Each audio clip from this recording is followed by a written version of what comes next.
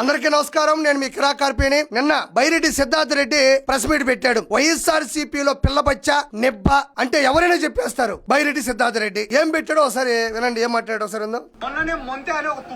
మొంతే కాదు, మొంతా కాదు, మొంతా తుఫాన్. నీకు నోరు తిరగదు. చిన్నప్పుడు చదువుకోమని పలకా పలపించి పంపిస్తే పలకలు అమ్మేసుకుని పలపాలు తినేసి పుస్తకాలతో రాకెట్లు వేస్తే ఎట్టుంటది? ఇట్టే ఉంటది. మొంతే కాదు, మొంతా. మొన్ననే మొంతే అనే ఒక తుఫాన్ వచ్చింది. చంద్రబాబు నాయుడు గారు చాలా చాకచక్యంగా వ్యవహరించి వర్షపాతాన్ని తగ్గించి తుఫాన్ని వేరే దారిలో పంపించినాడు. మొన్ననే 2024 జూన్ 4వ తారీఖున కూటమి అనే తుఫాన్ వచ్చింది. చంద్రబాబు నాయుడు గారు చాలా చాతచక్యంగా 151 నుంచి 11కి దించి వైఎస్ఆర్సీపీని అటే పక్క పంపించాడు. సిగ్గుండాల మనం మాట్లాడాలంటే. సిగ్గుండాలా బైరెడ్డి?